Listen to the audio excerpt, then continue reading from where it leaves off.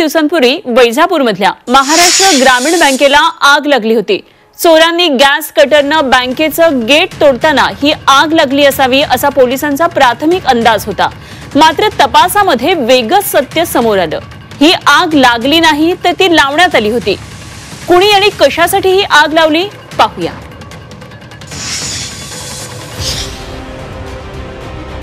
कर्ज घोटाळ्याचे पुरावे नष्ट करायला थेट बँक पेटवली। वैजापूर महाराष्ट्र ग्रामीण बँकेत आगीचा भडका। संशय येऊ नये म्हणून बँकेवर दरोड्याचा बनाव। छत्रपती संभाजीनगरातील वैजापुरात शनिवारी पहाटे महाराष्ट्र ग्रामीण बँकेला अचानक आग लागली। चोरीसाठी आलेल्या चोरांनी कटरनं बँकेचं गेट कापताना ठिणगी उडून आग लागली असावी असा अंदाज सुरुवातीला पोलिसांनी बांधला। मात्र जसजसा तपास पुढे सरकत गेला तेव्हा सर्वांनाच धक्का बसला।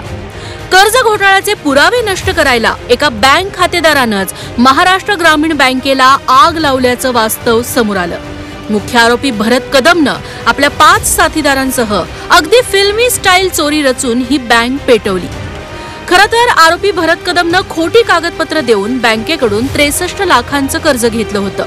ही बनवाबनवी कळल्यावर बँकेनं पोलिसात तक्रार करून भरत कदमवर गुन्हा दाखल केला।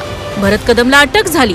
त्याला काही दिवस पोलीस कोठडीत राहावं लागलं। याचाच राग मनात धरून भरत कदमनं थेट बँक पेटवून द्यायचा प्लान आखला। यामुळे पोलीस तक्रार करणाऱ्या अधिकाऱ्यांना धडा मिळेल आणि कर्जाबाबतची खोटी कागदपत्रही जळून खाक होतील, पुरावा नष्ट होईल असा त्याचा प्लान होता।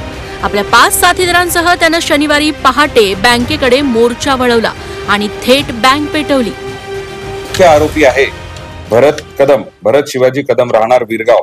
याच्या विरुद्ध विरगाव पोलीस स्टेशन मध्ये CR नंबर 39/24 ज्याच्यामध्ये 420 467 म्हणजे चीटिंग आणि फोर्जरी बनावट कागदपत्रांच्या आधारे जवळपास 63 लाखाचा लोन घेतल्याचा गुन्हा दाखल होता आणि त्यामध्ये त्याला शिक्षा झाली।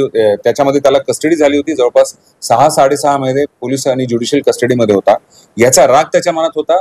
त्याचबरोबर त्याची अशी धारणा होती की आपण बँक लुटण्याचा प्रयत्न झाला असं एक हे तयार करून आतले डॉक्युमेंट्स जे आहेत ते पूर्णपणे जाळून टाकायचे आणि त्याचा फायदा कदाचित त्याला गुन्ह्यामध्ये जो त्याच्याकडे दाखल झालेला गुन्हा होता त्याच्यामध्ये होईल अशी त्याची धारणा होती। बँक पेटवण्यासाठी आरोपी भरत कदमनं अगदी सिने स्टाईल तयारी केली होती।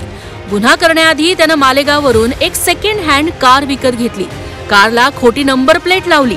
घटनास्थळी गाडी कुणाच्या लक्षात येऊ नये म्हणून तिचा चेसिस नंबरही मिटवला। मात्र खोटी नंबर प्लेट लावताना खरी नंबर प्लेट तो गाडीतच विसरला। याच पुराव्याच्या आधारे पोलिसांनी भरतच्या मुसक्या आवळल्या।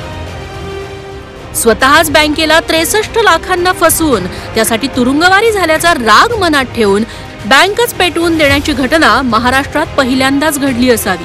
सुदैवानं यात बँकेतील रोख रकमेचं आणि कागदपत्रांचं फार मोठं नुकसान झालं नाही। मात्र एक गुन्हा लपवण्यासाठी आणि सूड घेण्यासाठी माणूस किती खालच्या थराला जाऊ शकतो याचं हे जळजळीत उदाहरण। विशाल करोळेसह ब्युरो रिपोर्ट, झी 24 तास, छत्रपती संभाजीनगर।